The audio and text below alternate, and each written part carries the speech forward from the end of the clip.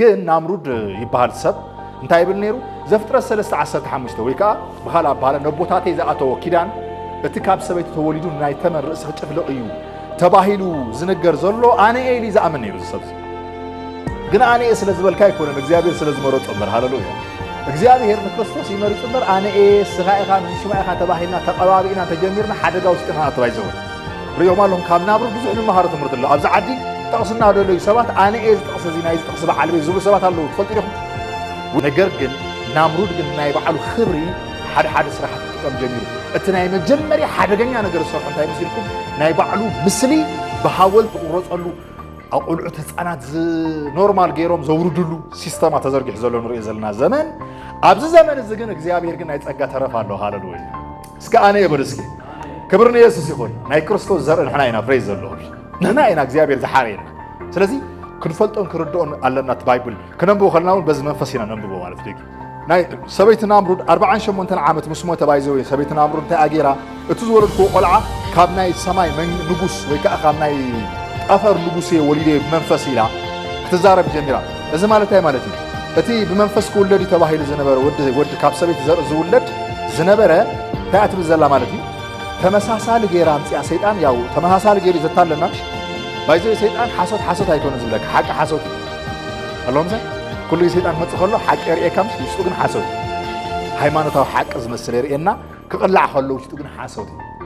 أمبر سيطان مولو حاسودي قال ما ليه يكون زمسك اللهم سا سلزي أبزخ أتنتي هزب خصحته سلزي نبرة حسبتي أنت أجيرة أتي كاب سبيت زول الاستبحالش ود إلى ديكلير جيرات أنا حتى تبتشي نحن برد الخيلكوا أبوهم يزبل تمرت يمرقوا أبا مالت بابا دادي ምንጭ ማለት ዝብል ትምህርት ፓተር ዝብል ትምህርት ኣሎ ምንጭ ማለት አቦ ኢዶም ቢርልካ ማለት በቃ ታሪካ አይ ዝቀየር አቦ ተዘይ ሃሊካ በረንዳ ሓዳሪካ ዝብል ትምህርት ተመርኸል ቆይ ዳህራይ አነ አቦ ፖስታ እንዳመጸለይ ነበር ማለት እንካ አባ ነፍሲ ሆነ ካለሁ ማለት አባ ነፍስኻ ዝበልኩ ያ ትገብር አባት ዝበሃል አውጪኻ ግን ክርስቶስ ክግለጽ ከሎ ቀጥታ ምሰብሖ ያ ትራኸብ ክብርን ኢየሱስ ይሁን ወደ ልብና ወድኻ ስለዝኸብር ስለዝነግስ ኣብ ልብና እግዚአብሔር አቦ ወድኻ ጎሊሁ ስለዝረአ ኣብ ናብራና ኣብ ህይወትና ኣብ ስራሕና ካብ ወድኻ ካብ ክርስቶስ ኢየሱስ ወጻኢ እግዚአብሔር አቦ ካልእ ክረአ ኣይንደልን ንሕና እውን ክንረአ ኣይንደልን ንሕና ክንግለጽ ኣይንደልን ወድኻ ክርስቶስ ኢየሱስ ኣብ ሕድሕድ ህይወትና ስለትገልጾ ነመስግነካ ኣለና ኣብ ሓዳርና ኣብ ናብራና ኣብ ስራሕና أب مزمورنا هاللويا أب سبكتنا هاللويا أب محبرنا هاللويا ودخا كريستوس إيسوس قوليه قرأنا تصلل لنا إذا سلزقون كأنا مسكنا كالنا بشم يسوس آمين آمين هاللويا كبرني يسوس يقبو هاللويا praise the Lord أوكي ويتاي بارخ كتانا بنايلو معان تحساب كن كيدينا እግዚአብሔር ይመስገን بزعبا أب كريستوس يسوس فوكس جبره ويكا أب زفترة كريستوس يسوس كجلت كل زبل حسابنا نزرار بزلنا دعني important زغونة تمرتي لايفكم كلو زغل نفس حتى كي تخرجوا الرماكم متحف قدسكم كأب تخكلن قنعنا بستملون ويكا متحف قدساوي رديت زلوا تولدوا خيمكم نختجلتوا تقومكم تمرتيهم تمهار زلهم نالواش لو بزي كون خل زرد أنا بزخون حرزخون واستوصلنا عمتات جن بزحنا يتمرت النفاسات سلو زلوا عبز مدري إذا تمرت زيب تخكل مسارات حيزو بهوتكم متحف قدسكم بين كريستوس منتصر ويكعب منتصر كريستوس كتري وهاللهم خالق نجارات كسمت خالو خالق نايت تمرت النفاسات ويكعب تشرتات خالق لممدات كتري وهاللهم تجاجو سبات هيتخونون مالتي ويكعب تمرت النفاس تفقم قام سبات هيكونكم مالتي نوع خوينو زنعب فلت أزم الرحن بردي إزم الرحن تولديهم تخونوا مالتي كبرني يسيخون سلازم السوري إنا نمبر زلنا نمبر زخونا برنامج على سينا يكون هاللويا ويكأنا حاتكم عصبوعكم كلنا زخونا تشرش لماد سلازلكم نوع تشرش كتموتنا يقدنا لكم تباهي زي كونس نايب حقي إجزاء يسرح له بيوتنا لنا آميننا يخم تمهار زلهم إجزاء مسكنا بيوتكم كأبزح وتصيت هالو بزح مسكرمت كأن سمع لنا إجزاء يبالغ سلازي قليل سرح يكون نسرح زلو نسخاتكمون قليل تمرتي تمهارن زلهم كبرنا قويت ياخون اوكي ابزفترت كريستوس يس كغلص كله زبل حساب لما عند فوكس غيرنا نزراربلو ابزفترت معرف 10 زلو حساب كم زبلنايو سبيدنا وسخنا كنكيدينا سبيدنا وسخنا كنكيدينا ምናልባሽ ቁርብ ኣብ አብርሃም አካባቢ ክንበፅሕ ከለና ግን ቁርብ ፍሬን ክንሕዝ ንኸው ኢና ምክንያቱም አብርሃም እቲ ዋና ናይ ወንጌል ማእከል ስለ ዝኾነ ማለት እዩ ቅድሚኡ ዘሎ ሓሳባት ግን ኣለዉ እንታይ ዓይነት ድሕረ ባይታ ነይሮም ወይ ከዓ እንታይ ዓይነት ግዜ እዩ ነይሩ አብርሃም ቅድሚ ምፅውዑ ዝብል ሓሳብ ክትርድእዎ ትክእሉ ኣለኩም ምክንያቱም ስቕ ኢሉ አብርሃም ፀዊዕዎ ዝብል ነገር ከይመስለኩም ማለት እዩ አብርሃም ቅድሚ ምፅውዑ እንታይ ዓይነት ዓለም እዩ ነይሩ እንታይ ዓይነት ዝተበላሸወ ማሕበረሰብ እዩ ነይሩ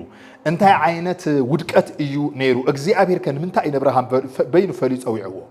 ንዓና ከምንታይ ፀዊዕና ከመይ ገይረ ከፀዊዕና ልክዕ ከም ናይ አብርሃም ዓይነት ኣፀዋውዓ ከም ፀዊዕና እዩ መፅሓፍ ቅዱስ ዝነግረና ምክንያቱም አብርሃም ኣብ ክፉእ ዝኾነ ዓለም ኣብ ባቢሎን ዝበሃል ዓዲ ኮይኑ ወይ ከዓ ኦር ኣብ ዝበሃል ከተማ ኮይኑ ዝነበረ ሰብ እዩ ኣቦኡ እውን ጣዖት ኣምላኽ ዝነበረ ሰብ እዩ ባዕሉ ኣቦኡ ናይ ታልሙድ መፅሓፍ እውን ናይ አብርሃም ታሪክ ክዛረብ ከሎ እንታይ እዩ ዝብል መሲልኩም አብርሃም ኣቦ አብርሃም ንባዕሉ ጣዖት ሰሪሑ ዝንግድ ዝነበረ ሰብ እዩ ይብል ታልሙድ መፅሓፍ ቅዱስ ኣይኮነን ታልሙድ ማለት ኣዋልድ መፅሓፍ ዝበሃል ምሻ ኣለዉ ናይ ኣይሁዳውያን ማለት ናትና ኣይኮነን ናይ ኣይሁዳውያን ተወሰኽቲ መፅሓፍቲ ዝበሃሉ ኣለዉ ንሳቶም ምንባብኩም ፅቡቅ እዩ ሓደ ነገራት ትረኽቡ ኢኹም ኤኒዌይስ ግን ሙሉእ ንሙሉእ ሓቂ ኣይኮነን እቲ ሓቂ ቃል ኣምላኽ ጥራይ እዩ ክብሪ ንኢየሱስ ይኹን ከም ሪፈረንስ ግን ትጥቀምሎም ትኽእሉ ኢኹም ማለት እዩ ሶ ነጋዳይ ጣዖት እዩ ነይሩ ዝብል ሓሳብ ኣሎ ኣቦኡ ማለት እዩ ክንግድ ከሎ ግን አብርሃም ንባዕሉ ምስኡ ዕዳጋ ይወፅእ ዝነበረ ዝንግድ ዝነበረ ጣዖት ኣምላኽ ዝነበረ ሰብ ነገር ግን ብፀጋ ኣምላኽ ዝተፀውዐ ሰብ ብፀጋ ይድሒን አብርሃም ሃሌሉያ ንሕና እውን ብፀጋ ብእምነት ኢና ድሒና ፕሬዝ ዘለዎ ንሱ እቲ ወንጌል ማለት ፀጋ ኣብዚ ክግለፅ ከሎ ወይ ከዓ ክርስቶስ ኣብዚ ክግለፅ ከሎ ከዓ ክንሪኦ ኢና ማለት እዩ ቅድሚኡ ግን እንታይ ዓይነት ማሕበረሰብ ልክዕ ጥፋኣት ኣሂ ማይ ወይ ከዓ ናይ ጥፋኣት ማይ ምስ ተገልፀ እግዚአብሔር ኦልሬዲ ናይ ማይ ጥፋት ምሰምፀ ሰባት ኣብዚ ምድሪ ክነብሩ ጀሚሮም ብኖህ ማለት እዩ ብኖህ ፋሚሊ ብኖህ ስድራ ክነብሩ ምስ ጀመሩ እቲ ሰይጣን ግን ወይ ከዓ እቲ ናይ ተመን ዘርኢ ዝተባሃለ ማለት እዩ ወይ ከዓ ናይ ዲያብሎስ ሲስተምን ስርዓትን ግን ነቲ ናይ ካብ ሰበይቲ ዝውለድ መሲህ ወይ ከዓ ክርስቶስ ኢየሱስ ተገሊፁ ሕጂ ከጥፈአኒ ዝብል ፍርሓትን ድንጋጤን ስለ ዝነበሮ ኩሉ ግዜ እቲ እግዚአብሔር ዝፀውዑ ላይን የበላሽዎ እዩ ነይሩ ማለት እዩ ከበላሽዎ ከሎ ከዓ ቅድመ አብርሃም ዝነበረ ባይታ እስከንረአዩ መጽሐፍ ቅዱስ ክዛረብ ከሎ ምዕራፍ 10 ንኺ ዘፍጥረት ምዕራፍ 10 ክትሪኡ ከለኹም ከምዚ እዩ ዝብለና ዘፍጥረት ምዕራፍ 10 ያው ካብ ሓደ ጀሚሩ ብዛዕባ ናይ ኖህ ዘርእን ውልድን ተወልዶን ይዛረብ ቁፅሪ 9 ግን እንታይ ዝብል ሓሳብ ኣለ ሓንቲ ሰይጣን ዝተጠቀመሉ ሓደ ሰብ ኣሎ እቲ ሰይጣን ዝተጠቀመሉ ሓደ ሰብ ድሕሪኡ እንታይ ከም ዝተጀመረ ከሪአኩም እየ እዚ ሰብ እዚ ብጣዕሚ ሓያል ሰብ እዩ ነይሩ እዚ ሰብ እዚ ብጣዕሚ ብርቱዕ ሰብ እዩ ነይሩ እግዚአብሔር ኦልሬዲ ግን እንታይ ይብል ነይሩ መሲልኩም መን ምዃኑ ክነግረኩም እየ እንታይ ይብል ነይሩ ዘፍጥረት ምዕራፍ 3 ቁፅሪ 15 ዘሎ ንሕና ንጠቕሶ ዘለና ጥቕሲ እምበር ዘፍጥረት ዝበሃል ጥቕሲ ይነበረን ሽዑ ግን ናምሩድ ይበሃል ሰብ እንታይ ይብል ነይሩ ዘፍጥረት 3:15 ወይ ከዓ ብኻል ኣባሃለ ነቦታተይ ዝኣተዎ ኪዳን እቲ ካብ ሰበይቲ ተወሊዱ ናይ ተመን ርእሲ ክጭፍልቕ እዩ ተባሂሉ ዝነገር ዘሎ ኣነ ኤሊ ዝኣምን ነይሩ እዚ ሰብ እዚ ግን ኣነ ስለ ዝበልካ ኣይኮነን እግዚአብሔር ስለ ዝመረፆ እምበር ሃሌሉያ እግዚአብሔር ንክርስቶስ ይመሪፅ እምበር ኣነ ስኻ ኢኻ መንሽማ ኢኻ ተባሂልና ተቐባቢእና ተጀሚርና ሓደጋ ውሽጥና ኣተባይ ዘወን ሪኦም ኣለኹም ካብ ናብሩ ብዙሕ ንመሃሮ ትምህርቲ ኣሎ ኣብዚ ዓዲ ጠቕስና ደለዩ ሰባት ኣነ ዝጠቕስ እዚ ናይ ዝጠቕስ በዓል ቤት ዝብሉ ሰባት ኣለዉ ትፈልጡ ኢኹም ዊልያም ብርሃናም ዝበሃል ሰብ ነይሩ ኣብ ራእይ ዮሃንስ ዘሎ መልኣኽ ኣነ ኢሉ ነይሩ ካልኣይ ነገር ከዓ እንታይ ኢሉ ነይሩ ዊልያም ብርሃና ማለት ኬኔታ ገላብ ዝነበርዎ ግዜ ዝነበረ ሰብ እዩ ዳሕራይ ኦንሊ ጂሰስ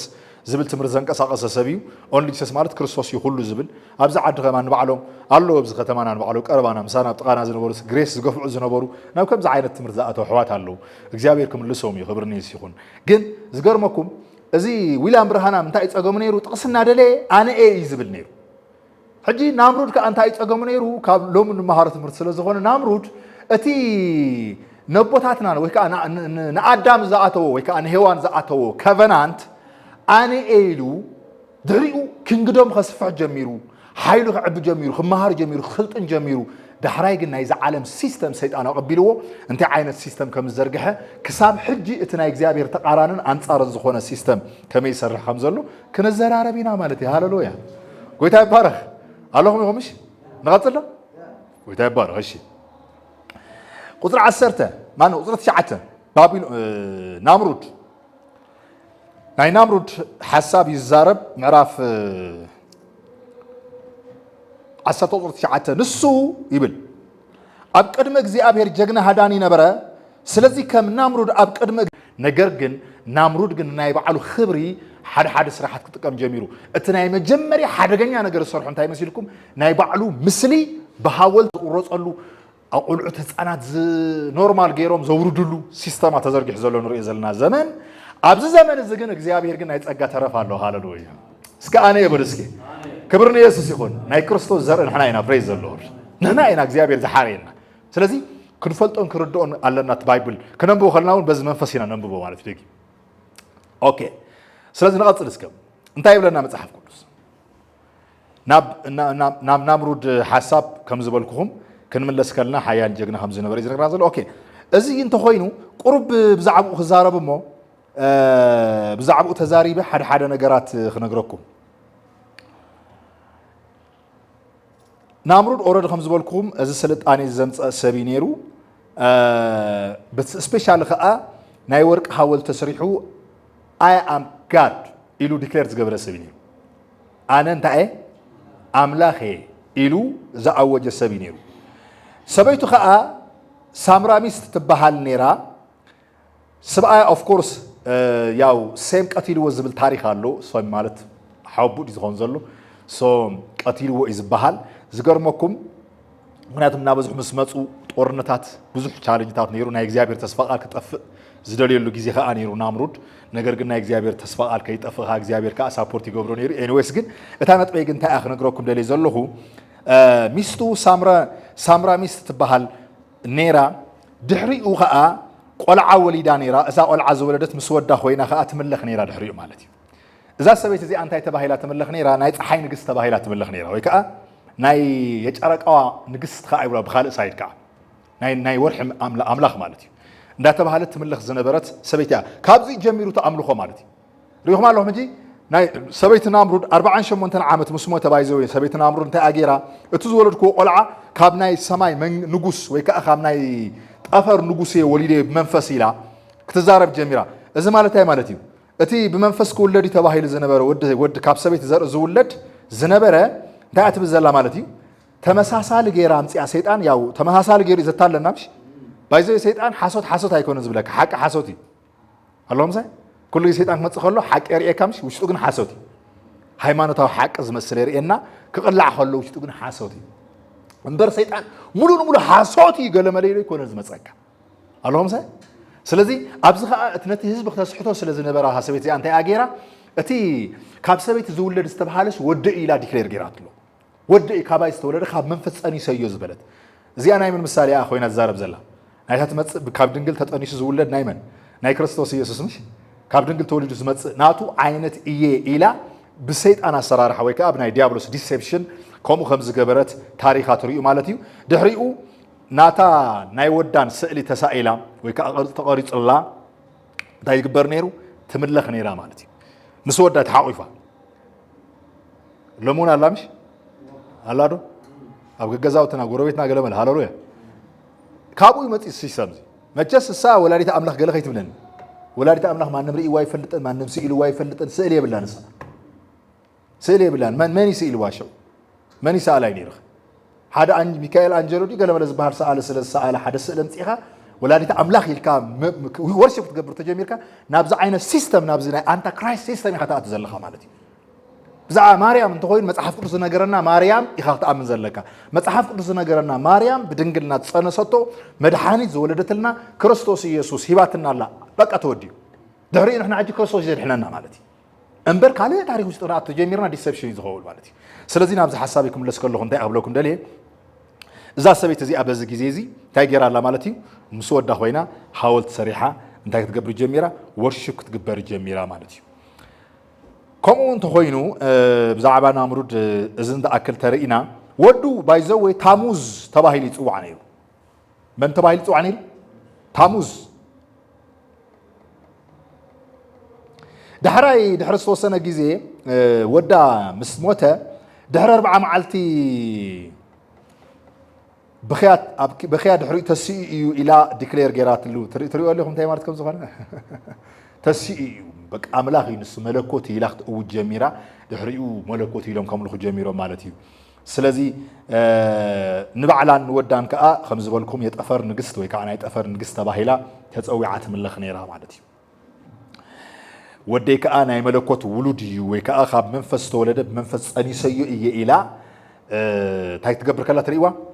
ኣምልኾ ክትቅበል ከላ ትሪእዋ ከም ዝበልና እንታይ ይርዳእና ሕጂ እዚ ኩሉ ግዜ ንክርስቶስ ዝመስል ሲስተም ነቲ ዘርኢ ዝመስል ሲስተም ወይ ከዓ ተመሳሳሊ ዝኾነ ፌክ ማለት እዩ ኦሪጂናል ዘይኮነስ ንዑ ዝመስል እንታይ ዝበሃል ነይሩ ቀደም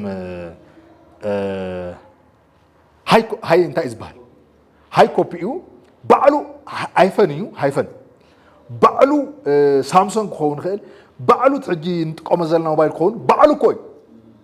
ባዕሉ እቲ ሞባይል ዝመስል ግን ፌክ ገዚእኻ ገዛኻ ትከይድ ከለኻ ፌክ ኣይሰርሕ ቻርጅ ጌርካ ወዲያ ህልም ዝብል ዝኸውን ማለት እዩ ኣይፎን ገለመለ ተባሂሉ ሕጂ ብዙሕ መፂሎምሽ ሽዕ ብዝኾነ ግዜ ዝከረና ሓደ ዓርክና ምሳይ ኮይኑ ፒያሳ ከይድና ሞባይል ብጣዕሚ ዝገርም ሞባይል የርእየና ማለት እዩ ዝገርም ሞባይል አርእና እዚ ዳ በቃ ሓቀኛ እዩ ዝኸውን ኢልና ገዚእና ገዛና ምስ ከድና ግን ፌክ ኮይኑ ማለት እዩ ግን ባዕሉ እቲ ዝሓስከ ዓይነት እዩ ሰይጣን ኩሉ ግዜ እንታይ ዝገብር ናይቲ ናይ ክርስቶስ ኢየሱስ እንታይ ናይ ኣወላልዳ ስርዓት ናይ ኣምልኾ ስርዓት ኩሉ ግዜ ናቱ ኮፒ እናገበረ እዩ ዝጥቀም ስለምንታይ ኣይ ሰይጣን እዩ ከይትብሎ ምእንታን ናይ እግዚኣብሔር ዓይነት እዩ ዘምፀልካ ስለዚ ካብ ሰይጣን እያ ከይትበሃል ናይ እግዚኣብሔር እያ ክትበሃል ተባሂላ ወደይ ካብ ሞት ተስኢ ኢላ ዲክሌር ገይራ ምክንያቱም ይፈልጡ ነይሮም እዮም ቅድሚኡ ዝነበሩ ወላ እግዚአብሔር በመንፈስ ይገልጸሎም ነይሩ ክርስቶስ ኢየሱስ መጽኡ እንደቀ ሰባት ከም ዝሞት ከም ዘድሕን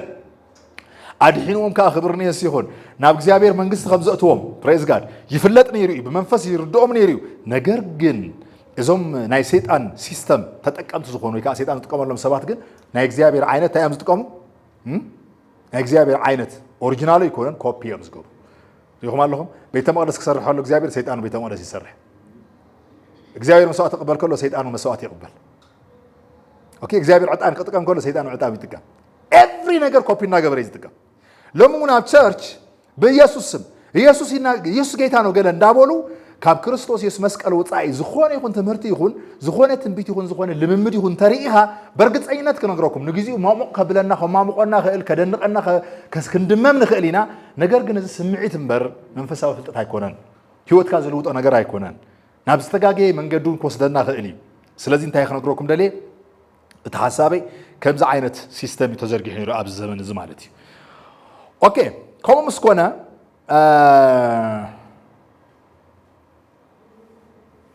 ንብዙሕ ዓመታት እዚ ተኣምልኾ ምስ ቀፀለ ዳሕራይ ናብ ቤተ መቅደስ ኣምላኽ ክኣቱ ከሎ ትሪእዎ ዝኣምልኾ እዚ ማለት እዩ ከመይ ገይሩ ከምዚ ኣተወስከ ቶሎ ኢለ ሓደ ክልተ ጥቕስ ከሪአኩም ብዙሕ ጥቕስ ኣምፂርኩም ኣለኩም ክልተ ጥቕስ ያኽለና እዩ ሕዝቅኤል ምዕራፍ 8 እስከ ንርአያ ቁፅሪ 14 ቤተ መቅደስ እዚ ዝበልኩኹም ኣምልኾ ወይ ከዓ ናይ ጣዖት ኣምልኾ ናይ ዲያብሎስ ሲስተም ናብ ቤተ መቅደስ ኣትዩ ክምለኽ ከሎ ትሪእዎ ማለት እዩ ሕዝቅኤል ምዕራፍ 8 ቁፅሪ 14 ከምዚ ይብለና ናብቲ ናይ ሰሜን ኣቢሉ ዘሎ ኣፍ ደገ ቤተ እግዚኣብሔር ወሰደኒ እንሆ ከዓ ኣብኡ ኣንስቲ ተቐሚጠን ኣንስቲ እንታይ ገይረን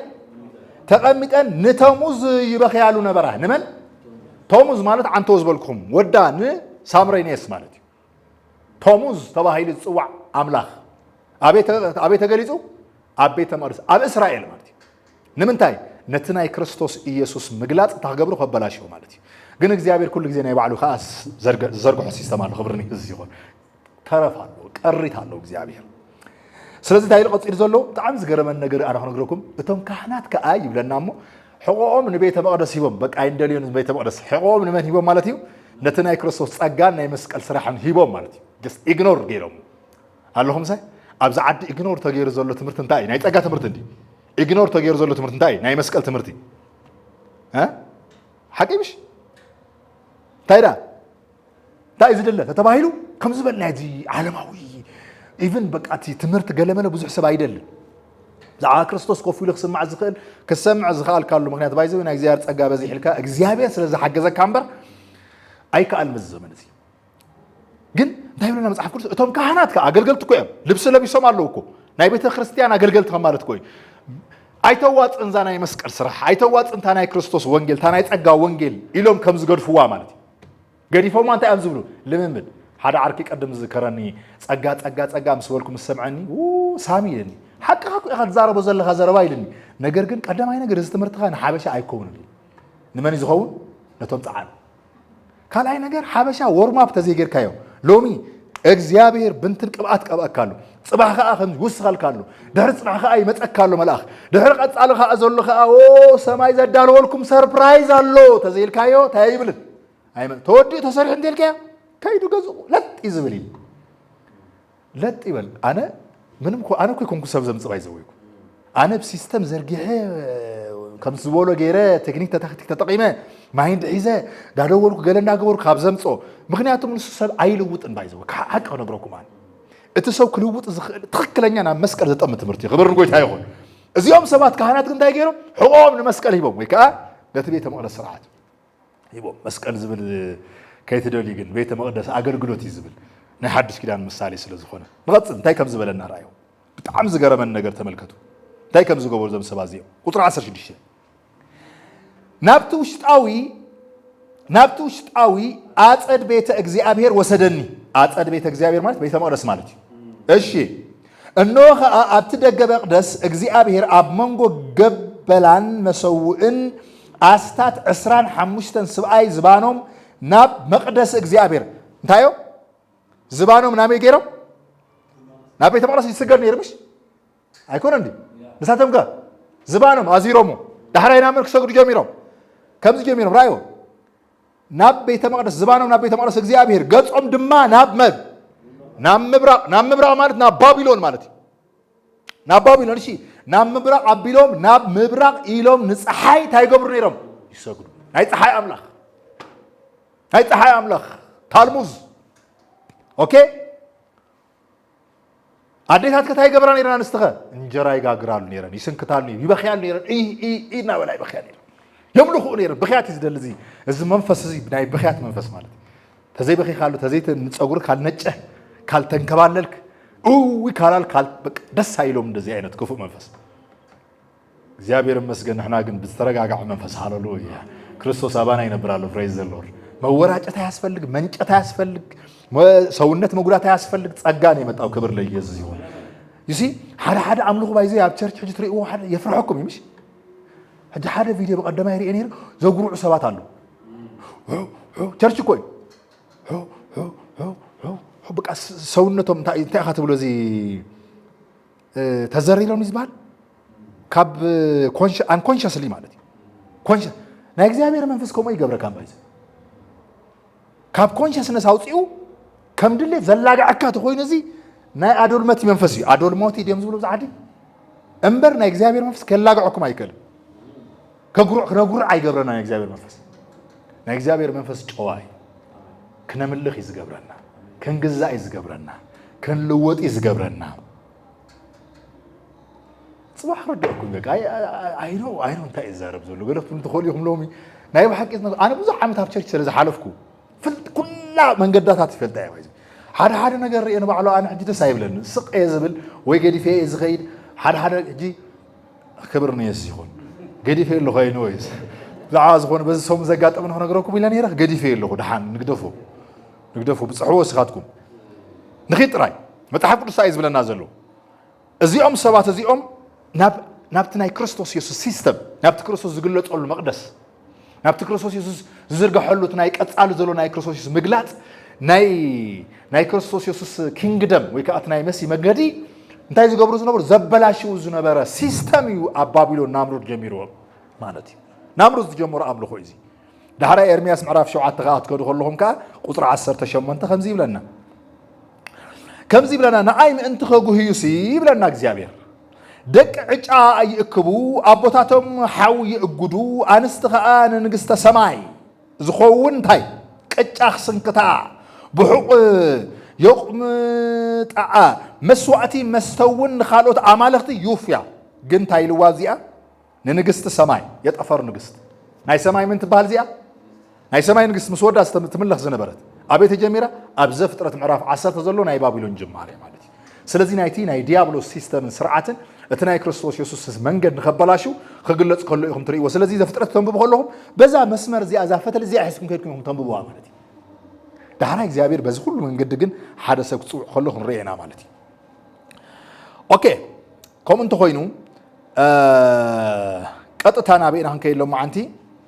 ناب أوعد تتصوع حدث بأيكن كيدنا نسخة أماني أبراهام أبز كل complicated زخونة سيستم جن كرمي أحد نجار نهاريكم كرمي مغنياتهم ملء تمرت خلونا ملء زخونة picture خلونا الناس اللي زدلي دهريو بابلون تبل كتما مسيرته مش نامرود انتهي مسيرته بابلون حتى بابلون مالت انتهي مالتي زخونة عديات مثلا مش متحف قدسنا جن بابلون تبها العدي كنا نزبل النازل بابلون زبها لنا عالم سيستم يزنقرنا قلت بارخ انتهي زبها السيستم زرقحو أنت كرايس زخونة كاب كريستوس أنصار زخونة نسا نجر قرب كنا نقرأكم مو ناب أبراهام كيدينا سلزي بابلون زبها خمسرة كله نامرود نري حساب سكتولي لنا نرى زفترة معرف عصرت حدا نامرود أوريدي معرف عصرت مسرة تعبي كتمام شرينا معرف عصرت رينا عندنا قصر خندها قصر عصرت خلتها بيقول لهم أب منقول نوي كله كأ نري سن سرحين نسا تعبي كتمام يا مشيلوا ده هراي من تباهي لا تسويها بابلون من زي مسرتها نامرود ترى سبعين برا نامرود حيال شو was بتأم جاينت سبينير بايزم جن جاينت النتو جن سيد أنا تقيمون ده سو حرق إجزابير ذهبنا تالنت إجزابير ذهبنا قبائات إجزابير ذهبنا opportunity إجزابير ذهبنا عدل بايزوي ننايب علينا تقامون خلينا فلتي همش ده هراي من يستكب أتي ثمان يستكب أتعراوت يستكب أتعوري يستكب كم زبالكم إجزابير بسم يسوع يلنا أجانت خنوت خلنا سلزرعنا وزيادة أمو صبت هفتام تقبرنا يمهفتاميت من قديلنا خنت كمان لا تجميرنا من يستكب ديابلوس يستكب بيسوع متفوس له مسفواس كام سرعه أو زيادة نابلكو صوف تمسيه ويكأج أرك أمسيه هندا قرارتكو بزي أخت فوسي أخ من نابلكو هفتام زخونو لمن قد تتقيمه من يستكب عندي قال سبقون عنا رأيه نادراش مخفل سلا زي بقولهم كو يمزل سوال كجمر كله خندو زخونا دراش من تخاري لك كندي سبال لك 10 سبتها لي كان 10 سب زخونا دراش كو يزلك نتو 10 سب زخو الوا مالتي مساتهم كن حدش دراش كاريمش دحرايم شفان تخون مالتي الدراش مخفيا سلا زي ليلو تلفزيون كفت كاغلو تلفزيون سلا مكفيا سلا ليلو كونو مشطو يلك قدماي نجر تلفزيون نمن كريديتو تعجبك من تصرجيرك او ما نفق تباهيلو سلازخده اذا حجي اتناتك نسخات تغبرو زلخه اغلغلوت نديابلوس كطق متقم يحت غبرو تخليها ناي بحق از نغركم زلخه مخنياتهم ابسب هيوت منم زمص لوط سلازي يهلو معناتي سلازي نامرود كم زبلكم قبو سبينيرو حيال سبينيرو اغزيابير تقملو زخولو سبينيرو نجر ግን بفقادو ناي بعلو منقد مريصو معناتي سلازي بزح نجارات كبلاش خلو خريو كابون على جن زبلاشو نجار جن تايو سيطان زتقملو ناي عالم سيستم زرقي خيد سبايزي بابلون تبهال سيستم زرقي خيد ايش نخيد نعرف عسرت حدا قطري حدا كم زي بلنا نامرد ابزلو زمن مدرب زلا حد بحدا قانقا بحدا نغغر نبرت كندي حدا انتاي نغغرن حدا انتاي قانقا نبرت شي كونه دما نمبرق ابيلوم مستوعزو اينم اتم معرف 10 زرانا بعل نامرود نابي تقعزو نمبرق ابيلوم تقعزو اشي اب مدري سينار غولغور رخبو ابو دما تقمطو ننحدهم دما كلا قدا طب نسرحمو بحاوي ندفنو تباهالومو طب اب كند امني صبري خا اب كندي نورا خونلوم شعدما كلا قدا اب لعلي كل قص كل مدري من انتفح خين بلسي كتمان رؤس السماي زيت انقر تبل قال الزئا اب زئا اسمر لكم نابيت انقر يلو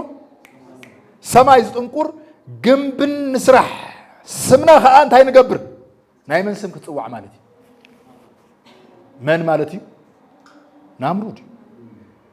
نامرود كوي نامرود انت لكم عنته انا እግዚአብሔር ይሉሽ ስለዚህ ናይ ጣውታ አምልኮ ስንት ተግበሪው ክጽዋ ገለገለ ሰባት ሕጂ ኮን ፊዝ ኮን ሰባት አሉ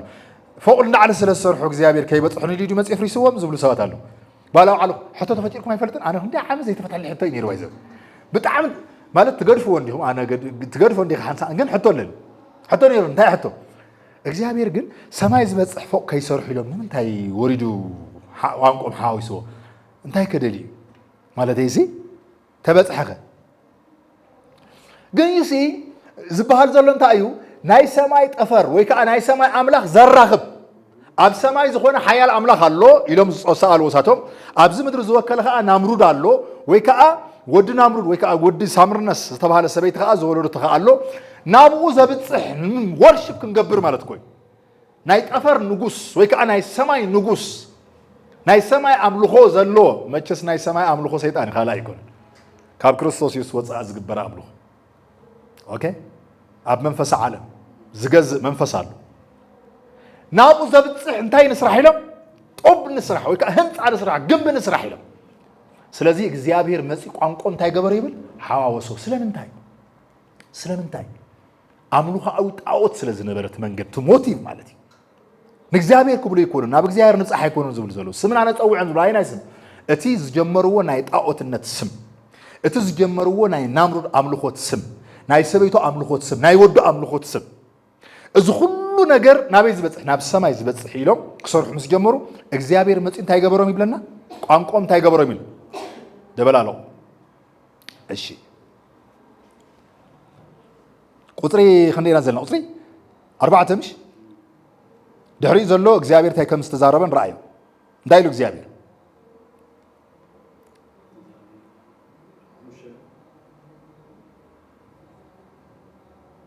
ያ ሓሙሽተ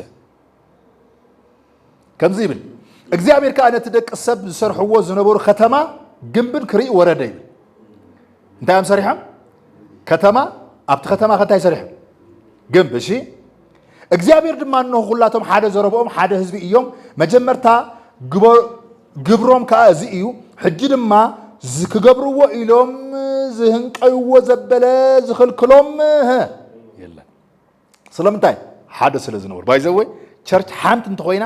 ካብ ናይ እግዚአብሔር ዓላማ ከውፃእ ዝኽእል ሓይሊ ከም ዘይለ ትፈልጡ ዲኹም እቲ ናይ መጨረሻ ናይ ሰይጣን ሓይሉ እንታይ ኣብ ቸርች እንታይ ምግባር እዩ ምክፍፋል እኮ በቃ ተኸፋፊልካ ትወድያ እግዚአብሔር እውን ኣሚን ኢሉ እዚ ሕጂ ራእይዎ እንታይ ኢሉ የልቦም ኢሉ ቁጥሪ 7 እምበኣር ማንም ንዘረባ ብፃዩ ምእንቲ ከይሰምዖ ንዑ ንውረድ ኣብኡ ከዓ ዘረብኦም እንታይ ንግበር ኢሉ ንደባለቕ በለ እግዚአብሔር ድማ ካብኡ ናብ ልዕሊ ገጽ ኩላ ምድሪ ፋሕ ኣበሎም ምስራሕታ ከተማ ከዓ እንታይ ገበሩ ገደፉ ይብል እግዚአብሔር ኣብ ቋንቋ ኩላ ምድሪ ፋሕፋሕ ስለ ዘበሎም ስም እታ ከተማ ባቤል ተባሃለ ኣብኣ ከዓ እግዚአብሔር ናብ ልዕሊ ገጽ ካብ ኩላ ምድሪ በተኖም እንታይ ተባሂላ ግን ባቤል ማለት ባቢሎን ማለት እዩ ባቢሎን ማለት እንታይ ማለት እዩ ግን ባቢሎን ማለት ዝብርቅርቅ ያለ ወይ ከዓ ሕውስውስ ያለ ቋንቋ ማለት እዩ ወይ ከዓ ኮንፊውዥን ማለት እዩ ኮንፊውዥን ባቢሎን ባዕሉ ትርጉሙ ኮንፊውዥን ማለት እዩ ኮንፊውዥን እዛ ባቢሎን እዚኣ ዳሕራይ ሲስተም ኮይና ተዘርጊሓ ኣብዚ ምድሪ እዚ ኣበይ ንረኽባ ኣንታ ክራይስት ኮይና ንክርስቶስ ተቃዋሚ ኮይና ክትግለጽ ከላ ኣበይ ንረኽባ ኣብ ራእይ ዮሃንስ ምዕራፍ 17 ኣብ ራእይ ዮሃንስ ምዕራፍ 17 ኺዱ እሞ እንታይ ከም ዝብለና መጽሓፍ ቅዱስ ራእይዎ ቁጥሪ 1 ኦኬ መጀመርያ ግን ባቢሎን ክምስረት ከሎ እንታይ ተመስሪቱ ከም ዝነበረ 7 ነገራት ክነግረኩም ስነ ጥበብ ተመስሪቱ ነይሩ ኣብ ትምህርቲ ከም ዝበልኩም ተማሂርና ኢና እዚ ናይ ስልጣኔ ዘመን መጀመርያ ኣበይ ኣብ ባቢሎን ስልጣኔ ስነ ጥበብ ካልኣይ ከ ንግዲ ሳልሳይ ትምህርቲ ረብዓይ ቤተሰብ ሓምሻይ መንግስቲ ሻድሻይ ሚዲያ ሻብዓይ ሃይማኖት ሪሊጅን እዚ ኩሉ መን ይመስሪትዎ ናምሩድ ንመን ሰብ መስሪትዎ ነቲ ናይ ክርስቶስ ኢየሱስ ተቃራኒ ዝኾነ ሲስተም ክሰርሕሉ መን ይብኡ ዝሰርሕ ዘሎ ዲያብሎስ ግን እዚ ክህሎት እዚ ታለንት መን ሂቦ ነይሩ እግዚአብሔር ንመን ተጠቂሙሉ ንባዕሉ ክብርን ንዲያብሎስ ክብርን ኩሉ ግዜ ሓደ ሰብ ንናይ ባዕሉ ክብሪ ክሬዲት ንምውሳድ ዝጥቀም እንተኮይኑ ኩሉ ግዜ ከም ዝበልኩ መን ዝጥቀሞ ዲያብሎስ እዩ ንመጀመርያ እሱ ይመስለና ግን ዳሕራይ ዲያብሎስ ይጥቀመሉ ዳስዋይ ብጥንቃቄ ኢና ክንሰብኽ ዘለና ቸርች ክስበኽ ከሎ ሳሚ ክሬዲት ክወስድ የብሉ መን ክሬዲት ክወስድ ዘሎ ክራይስት ክሬዲት ክወስድ ዘሎ ክስበኽ ከሎ ሳሚ ኣነ ናይ ኣነነት መንፈስ ክስበኽ የብሉ ኣለዎም ዘ ኣነ ከምዚ ገይረ ኣነ በዚ ወጤ ኣነ በዚ ኣቴ ኣነ ማለት ኣነ ኮ ንዓይ ኮ ሰባት ንዓይ ኣነ ኢልካ ጀሚርካ ዲያብሎስ ዝጥቀመሉ ሰባት ኣነ ይኮንኩን ኣነ ይሰርሕን ሃሌሉያ ኣነ ዘይኮንኩስ ኣነ ኣይነብርን ብሂወት የለኹን ሃሌሉያ ኣነ ምስ ክርስቶስ ተሰቂለ ፕሬዝ ጋድ እስከም ሳይበሉ እስኪ አነ ምስ ክርስቶስ ሞይተ ይበሉ እስኪ አይገርምኩም ናይ ሐዋርያት ትምህርቲ ክርስቶስ ያበይ ዝነብር አባይ ዝነብር ስለዚህ ሁሉ ነገር ገብሩ ሁሉ ዘዓመሪ ብዛረም ዘዓ ክራይስት አንተ ወዳናይ ሰምዓን የረ ትምህርቱ ዝኾነ ይኹን ሃብን ገብር ከሎ መን ይዝገብር ክራይስት ናትካ ይኩን ናትካ ብቃዓታ ይኩን ስለዚህ ከም ዝበልኩምና ብራእይ ዮሐንስ ምዕራፍ 17 ከንከይድ ከለና ባቢሎን ከመይ ክትከውን ክትሰርሕ ከላ ትርእዋ ራእይዋ ባቢሎን ሕጅት ሲስተም በአካል ተመስሪታ ነይራት ሲስተሙን ተመስሪት ነይሩ ዳሕራይ ኣብ ራእይ ዮሐንስ ግን ተገሊጹ ኣነ ሕጂ ብዙሕ ጥቕስ ክበኩም እኽእል ነይረ ባይዘ ተረዲኹም ክበኩም እኽእል እያ ከንብቦ ግን ኣይከልን ግዜ ስለ ዘይብልና እምበር ሓንቲ ካብአን ግን ወስደልኩም ራእይ ዮሐንስ ምዕራፍ 18 ክትርኢ ትኽእሉ ኢኹም ምዕራፍ 17 ዘላ ግን ራእያ ከምዚ ይብለና ካብቶም 7 ጽዋ ዝሓዙ 7 መላእኽቲ ከዓ ሓደ መጽኡ ፍርዲ እታ ኣብ ብዙሕ ማያት ተቐሚጣ ዘላ ዓባይ ኣመንዝራ ኸርእየካ እየ ንዓነጀው ቁፅሪ 2 ነገስታት ምድሪ ምስኣ መንዚሮም ኣብ ምድሪ ዝነብሩ እውን ብወይኒ ምንዝርናኣ ሰኺሮም እናበለ ተዛረበኒ ቁፅሪ 3 ብመንፈስ ድማ ናብ በረኻ ወሰደኒ 7 ርእስን 10 ቀርንን ኣብ ዘለዋ ስማት ፀርፊ ዝመልኣ ስማ ከዓ እንታይ እዩ ፀርፊ ስማት ፀርፊ ዝመልኣ ቀያሕ ኣራዊት ተቐመጠት ሰበይቲ ረኣኹ ኣብ ልዕሊኣ እንታይ ዝብል እንታይ ኣለዋ ናይ ፀርፊ ስማት ኣለዋ ንመን እያ ትፀርፍ ነቲ መሲሕ ንክርስቶስ ነቲ ካብ ሰበይቲ ተወሊዱ ርእሳ ክጭፍለቐካ እዩ ዝተባሃለ ንዕኡ ዝፀርፍ ምፅራፍ ማለት እንታይ ማለት እዩ ኣንታ ክራይስት ምዃኑ እኳ ማለት እዩ ናይ ክርስቶስ ዝኾነ ይኹን አንጻር ከይድ ከለኻ ንመን ኢኻ ትፀርፍ ዘለኻ ንእግዚአብሔር ኢኻ ትፀርፍ ዘለኻ ማለት እዩ መጽሓፍ ቅዱስ ከምኡ ኢሉና ምስ ምፅራፍ ማለት ፀልኢ ምዃን ማለት እዩ ገለገሊኦም ናይ መስቀል ፀላእቲ ኮይኖም ኢሉ ምስ መጽሓፍ ናይ መስቀል ፀላእቲ ኮይኖም ይብላል ሕጂ ቀፂሉ ዘሎ ሓሳብ ራእዩ ቁጥሪ 5 ኣብ ግንባራ ከዓ ሚስጥር እታ ዓባይ ባቢሎን መን ሽማ ኢልዋ ዓባይ ባቢሎን ኣበይ ከተማ ዝነበረት ኣብ ዘፍጥረት ምዕራፍ 11 ዝነበረት ዓባይ ባቢሎን እሺ ኣዶ ኣመንዝራን ኣዶ ርክሰትን ምድርን ዝብል ስም ጽሑፍ እያ ስማ እንታይ እዩ ኣዶ ኣመንዝራን ኣዶ ርክሰትን ስማ መንፈሳዊ ትርጉማ እዩ ስማ እዚ እሺ ድሕሪኡ እንታይ እዩ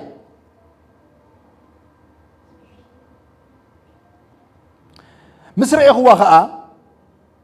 ብርቱዕ ምግራም ተገረምኩ እቲ መልኣኽ ከዓ ስለምንታይ ተገሪምካ ሚስጥር እታ ሰበይቲ ሚስጥር እቲ ፀዊርዋ ዘሎ 7 ርእሲ 10 ቀርን ዘሎ ኣራዊት ኣነ ክነግረካ እየ በለኒ እቲ ዝረኣኻዮ ኣራዊት ነበረ የሎን ከዓ ኣለኹም ሳ ኣበይ ነይሩ ነበረ ማለት ፓስት እዩ ምሽ ዝነበረ እቲ ኣራዊት ኣበይ ዝነበረ ኣራዊት ኣብ ዘፍጥረት ዝነበረ ዳሕራይከ ብናብሩድ ዝተገልጸ ዳሕራይከ ብናብሩድ ዘርእኻ ዘርጊሕዎ ዝነበረ ሲስተም ከዓ ናብዚ ዝበፅሐ ዝነበረ እዩ ዳሕራይ ግን የለን ክበሃል እዩ ኣበይ የለን ዝበሃል ኣብ 1000 ዓመት መንግስቲ ኣብ 1000 ዓመት መንግስቲ ክእሰር እዩ 1000 ዓመት የለን ክበሃል ነይሩ የለን ክበሃል ድሕሪ ከዓ ክህሉ ኢኻ ድሕሪ 1000 ዓመት ከዓ ክፍታሕ እዩ ስለዚ ሓሳብ ርኢኹም ኣለኹም እንታይ ከም ዝብለና سمعوني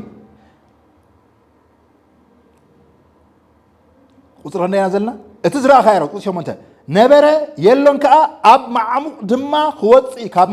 معمق كأسري مش أبراهيم مرف 10 إسراء مالتي تعز كأسري مرف 10 ساعات سوري دحرين تايلنا كاب معمق دما خواتيو تفعتون خيديو كاب مسرات علم جميرو يبلنا كاب يجميرو تسرحو كاب مسرات علم جميرو إيشي كابو جميرو زرعوا بزح سرعات له كاب مسرات عالم جميرو سموم أب هيوت مصحف زي تصحفوا أب مدر زنبرو اتعراوت كم زنبرن رايو كم زنبرن كم زلون كم زمتصن مسرعيو كجرومي إذا كله كاب مسرات عالم جميرو ناي እግዚአብሔር ዝኾነ ስራሕ ናይቲ ናይ መስሕ ዝኾነ ስራሕ ሁሉ ከበላሽ ጸንሐን ከበላሽ ዝመጸመኒ اتعراوت እዩ ስለዚህ መን ዝበሃል ሲስተም መስሪቱ ባቢሎን ዝበሃል ሲስተም መስሪቱ إذا بابلون كان مرافع 18 ودقت بابلون كبهال كلون اليوم مالك تودق يا بابلون ما عاد تودق كريستوس يسوع بأكل فيزيكال خجلت كله فيزيكال حساب زجلت كن اللوت سيستم ዓለምን መላአን ብኽፋእ ተታሒዛ እያ ዓለምን ኣብ ዓለም ዘሎ ናይ ትፍተው ነገር ግን ናይ ክርስቶስ ኢየሱስ ኪንግደም ግን ብቸርች ተመስሪቱሉ ሕጂ ናና ዓጀፍቲ ኪንግደም ኢና ዘለና ክብርኒ ይሁን ዛስ ዋይ ምስ ዓለም ዘከራኽብ ሲስተም የብልና ናና ሕጂ ኣው ዝኸደሉ ህይወት ኣይኮነን ዘለና ናትና ህይወት ናይ ሰማይ ህይወት ሃሌሉያ ናይትና ህይወት ናይ ጽድቂ ህይወት ናይ ቅድስና ህይወት እዩ ናይ ፍርሃ ኣምላኽ ህይወት ይዘለና ናና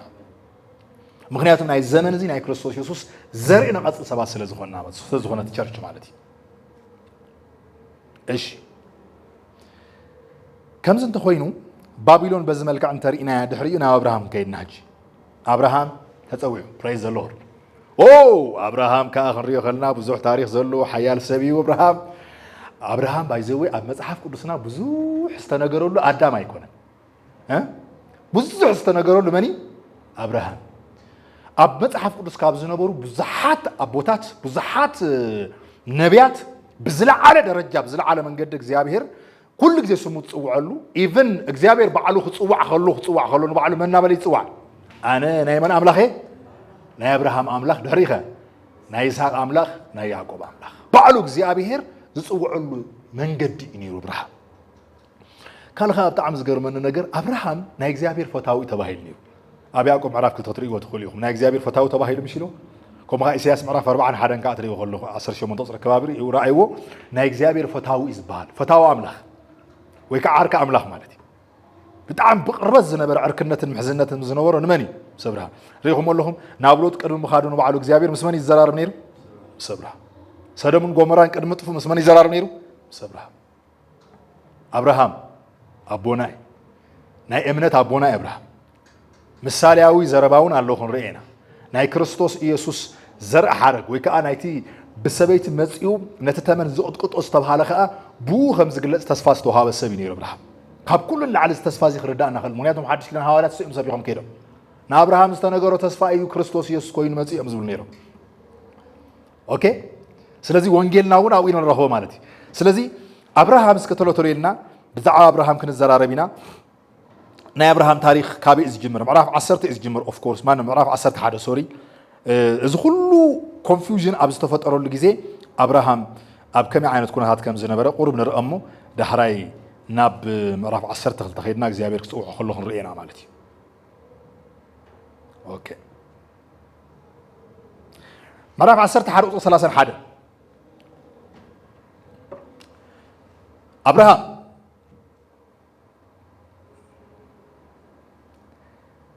አብርሃም ترى دمان أبراهام ودون ولده زبل كلامش ودون نلوت ود أرام ودي ودون ساراي كأ سبيتي ودون سبيتي أبرام ودون وسده أوكي كاب أور ناي كلادويان أب مدري كان أن كخدو بحد وتسو ناب كاران دما وتسو أبو خاء تقمتو زبل كلامش سلزي أبو نبرهام أبو مني مالي ترى خاء نحواته وليدو ود أبو لوت أبون كم وليدلو بايزوي لوت نبرهام تاي ودحاوي زخون زلو دحراي كوت خلو حزو يوتي ازم سبازي ام تاريخهم كتريون كلهم ግን after ዝወደቅ ዓለም after ናይ ባቢሎን ሲስተም ውሽጥ አትዮም አምሎ ጣዖት አምልኮ ዘምልኩ ዝነበሩ ሰባት እዮም ዛሶ ኣብዚ እንታይ ይራኣየና ጸጋ ይራኣየና ክብርኒ የስ ይሆን ናይ እግዚአብሔር ጸጋ ናባናው ክመጽእ ከሎ ንሓ ቤና ነርና ጣዖት ነምልኽ ዝነበርና ሰባት ኮይና ድምጽ ንዘይብሎም ኣማልኽ ተምልኹ ዝነበርኩም ኢኹም ኢሉ ገላትያ ድምጽ ንዘይብሎም ኣማልኽ ተምልኹ ዝነበርኩም እንደም እንታይ ይባሃል ኣብ ታልሙድ ትሪእዎ ከለኹም እንታይ ታሪክ እንዲዩ ጀስት ታልሙድ ከም ዝበልኩም ከም ሪፈረንስ ይኹም ትጥቀምሉ አቡ ታራ ማለት እዩ ታራ ጣዖት እና ሰርሐ ሸይጥ ነይሩ ዳሕራይ አብርሃም ከ እንዳኸደ ካውቡኻ ከይዲ ሸይጥ ነይሩ ሓደ ግዜ ግን እንታይ ገብር ጀሚሩ ቆራርጾም ጀሚሩ ነቶም ጣዖታት ማለት እዩ ነቶም ጣዖታት ምስ ቆራርጾም እንታይ ኢሉ ቡን እንታይ ክትቆራርጾም ዘለኻ ኢልዎ እዚኦም እዝኒ የብሎምን ዓይኒ የብሎምን ዝሰምዑ ኣይኮኑን ምንም ሰብ ክፉሶ ይክእሉን ሰብ ከድሕኑ ይክእሉን ስለዚ ነዚኦም ከመይ ገይሮም ሰባት ከምልኹ ይክእሉ እናበለ እንታይ ይገብር ነይሩ ይቃወም ነይሩ ይባሃል ዳሕራይ ግን ናምሩድ ረኺብዎ ይብል ኣብ ታልሙድ ናምሩድ ንመን ረኺቦ ንኣብርሃም ፀዊዕዎ ንዓይ ተምልኸ እንዲኻይ ተምልኸኒ ምስ በሎ ኣየምልኸካ ንዓኻ እስኻ ምንም ኣይትፍውስን ኣይተድሕንን ምንም ኣይትገብርን ምስ በሎ ናብ ሰማይ ኣምላኽ ከምልኸ ኢልዎ ዳሕራይ ናምሩድ ወሲዱ ናብ ሓዊ ደርቢዎ ናብ ባሕሪ ድሕሪኡ ግን ናይ እግዚአብሔር መልኣኽ መፅኡ ኣፀናኒዕዎ ውፅይዎ ዳሕራይ አብርሃም በቃ በዚ ከምልኽ ቀፂሉ እግዚአብሔር ስለዝሓገዞ ብተኣምራት ወፅኡ ይብል ጽቡቕ የለና መጽሓፍ ቅዱስ ግን كبر يسوع just كم زم حدا الله مش مصحف بزعد مصحف هنا وقال ولا زبالة كم عينة مصحف ناي أيهودان مصحف قنت أخذ نقولكم دليل أبراهام قن بس زمان قن أنا زرد أن نتاي مسيكم تعوت أملاخ ينير بك أجزاء كساب تصوع أنت عينة سبينيرو أملاخ تعوت ينير نحن كلاتنا خريستوس كساب نفلت هاينا نيرنا أرى أنا تصدقت على تردت على هيمانوت قال ماله أنت بالك خريستوس هاي فلت كان ماله تعوت أملاخ يخانيرك زجرم هيمانوت كله كخيل قنت تعوت أملاخ يخانيرك كاب كريستوس وصع زجبر زخونه يكون أملخون زخونه يكون ورشيبن زخونه يكون سرعات نايتعوت سرعات اللهم زين يردانا دي بزي سبيشال بايبل تتردي كهم يخاتاس كاب كريستوس وصع زجبر زخونه يكون انقسقاس انتايو تعوت أملخ تعوت نغزل سلازي እግዚአብሔር ካብ ዝኹሉ ጸዊዕዎ ዝብለና ሐሳብ ከሪእኩም የደልየ ንኺድ ዘፍጥረት ምዕራፍ 10 ተኸልተ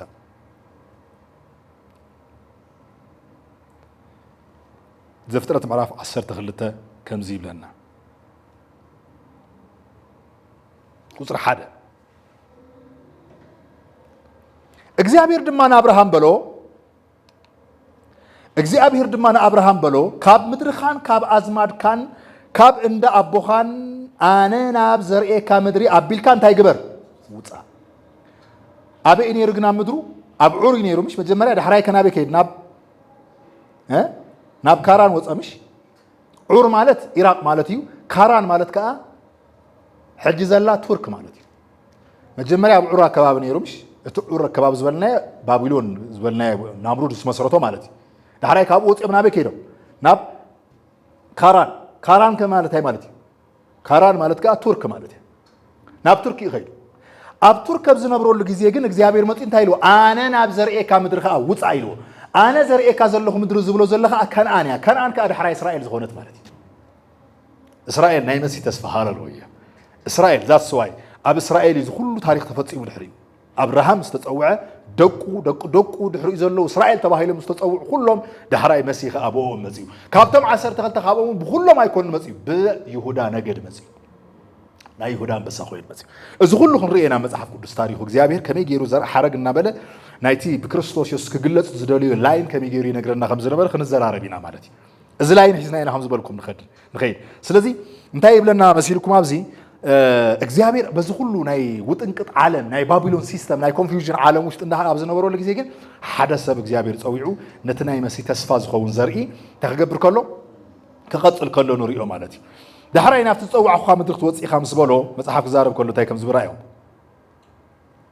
ቁፅሪ 2 ዓብይ ህዝቢ ክገብረካ እንደይ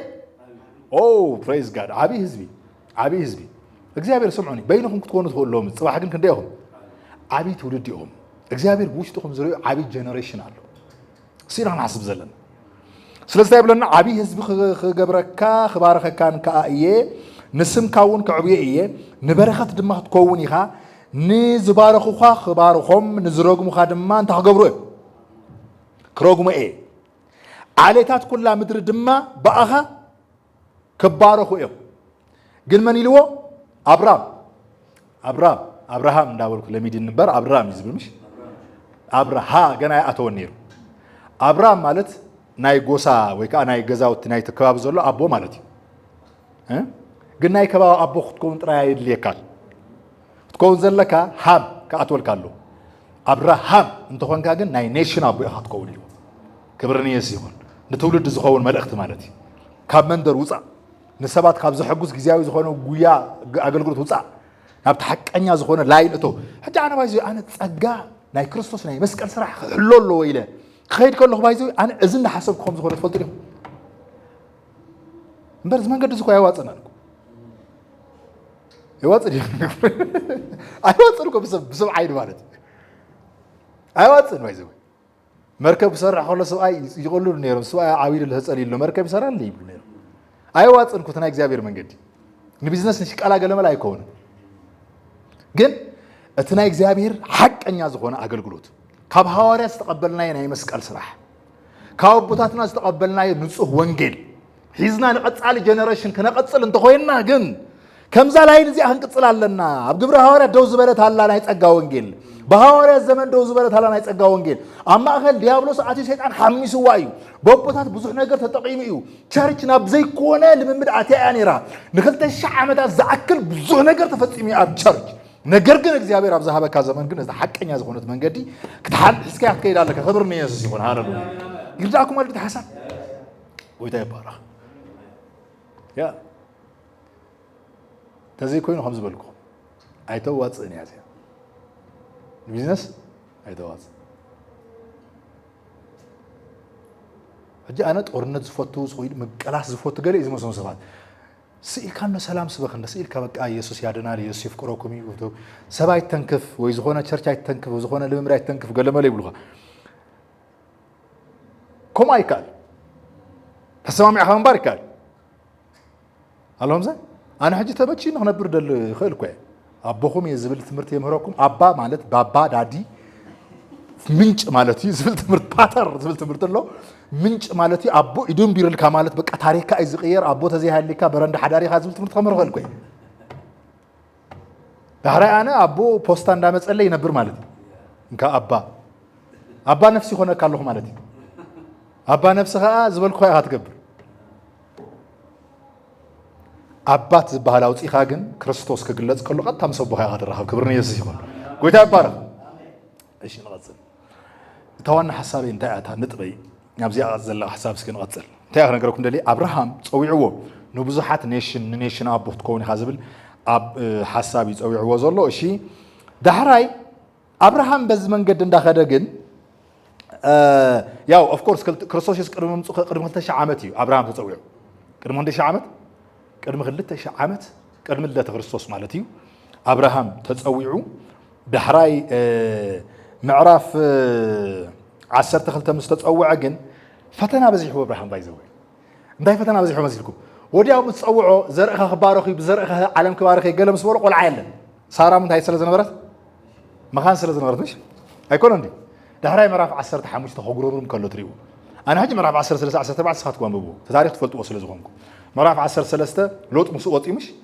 ሎጥ ማለት እንታይ ማለት እዩ መጋረጃ ማለት እዩ እግዚአብሔር ባይዘው ውፃእ ኢሉ ወንበር ሎጥ ሒዝካለ ውፃእ ይበሉ አለሁም ሰ ኣብ ክርስትናና ኩሉ ግዜ ካብ ክርስቶስ ወፃእ ሒዝና ንወፆ ነገር ኩሉ ግዜ እንታይ ዝኸውን መጋረጃ ይዝኹ ኣይመስለናን ግን መጋረጃ ናይ ሙሴ ትምህርቲ ናይ ሕጊ ትምህርቲ ናይ ኤልያስ ቅብኣት ናይ ገለ ክትሕዝካ ትወፅእ ከለኻ እንታይ እዩ መጋረጃ ድሕሪት ኣይኸውን እግዚአብሔር ከይትርኢ ይኽልክለካ ማለት እዩ ሒዝዎ ወፂኡ ምዕራፍ 13 ወፂኦም ምዕራፍ 14 ተማሪኹ ሰብኣይ ዳሕራይ ኣክቹዋሊ ተፈላለዮም ብኸመይም ተፈላለዮም ጓሶቶም ምስ ተበኣሱ እንታይ ኢልዎ ብርሃን በቃ ክንበኣስ የብልናን ኣነ ንስኻን ኣዝማድ ኢኻ ወዲ ሓዊ ኢኻ ስለዚ ናብ ዝደለኻ ይኸይድ ንምዕራብ ተኸይድካ ኣነ ናብ ምብራቕ ክኸይድ ኢሉ ሰሜን ተኸይድካ ኣነ ደቡብ ክኸይድ ኢሉ ስለዚ መረፅ ኢልዎ ምስ መረፀ ግን ሎጥ ከም ዝበልኩም ስጋ ስለ ዝኾነ ሎጥ ምድራዊ ስለ ዝኾነ እንታይ መሪፅ ይብል ለምለም ዝኾነት ገነት ትመስል ዓዲ መሪፅ ይብል በኢየሱስ ክርስቶስም ገነት ዝመስል ደጋዊ ነገር ኣይንኣምን ንሕና ክርስቶስ ኢና ንኣምን ሃሌሉያ ብማየት ኣይኮና ንምምላስ ብምርኣይ ኣይኮና ንመላለስ እዚ ሕጂ ብዙሕ ትምህርቲ ኣሎ እቲ ነብሮ ናብራ እንታይ ኢኻ ትመርፅ ብክርስቶስ ተሰርሐልካ ዘይርአ ምእማን ድዩ ወላስ ብዝርአ ምምልላስ እንታይ ኢኻ ተኣምን ይሲ እንደም ባቢሎን ዝበልኩም ዓንተ እኮ ካብኡ ዝዘርግሐ እኮ እዩ ዋላ እቲ ባቢሎን ዝብሎ ሲስተም እኮ ዘብረቕርቕ ዓለም ማለት እዩ ብልጭልጭ ዓለም ሰባት ካብ ክርስቶስ እምነት ወፂኦም ብብልጭልጭ ነገር ክምርሑ ይኽእሉ እዩ ስለዚ ኢሉ መፅሓፍ ቅዱስ ዛረብ ከሎ ሎጥ ብልጭልጭ ዝበለ ነገር እቲ ደጋዊ ዝርአ ነገር መሪፁ ይብል አብርሃም ከንታይ መሪፅ እግዚአብሔር ኣመነ ሰብ ስለ ዝነበረ እቲ በረኻ ዝመስል ዓዲ መረፀ ይብለና እቲ በረኻ ዝበሃል ዓዲ ባይዘወይ ዳሕራይ እስራኤል ዝኾነ ዓዲ እዩ ምክንያቱም ብባህሪኡ እስራኤል እንታይ እዩ በረኻ እዩ እምኒ እኮ እዩ እስራኤል ኣለኹም ሰ እስራኤል እምኒ ከውዒ ሚኒም ንልምዓት ዘይምቹ ዓዲ እኮ እዩ ግን እቶም ሰባት ግን ኣይምሮኦም ዝተኸፈተ እዩ ኣብ ዓለምና ግን እቶም ብፍሩት ቀዳሞ ዝበሃሉ ባይዘ እስራኤል እዮም ትፈልጡ ኢኹም ኣብ ዓለምና ብፍሩት ኤክስፖርት ብምግባር ማለት እዩ ኣበያ ተምርቶ ኣገራሚ ባሕሪ ገለመለ ኣለዋ ከይትብሉኒ ምንም የብላ እንተ ዮርዳኖስ ገለመለ ማዕዶ እዩ ዘሎ እንታይ ግን ዘለዎ ናይ እግዚኣብሔር ብለሲንግን ይሰርሕ ነይሩ ናይ ያዕቆብ ብለሲንግ እዩ ግንስ ብክርስቶስ ዝተባረኽና ኢና በረኸት ኣይኮነንስ ስቲል ግን ናይ ብሉይ ኪዳን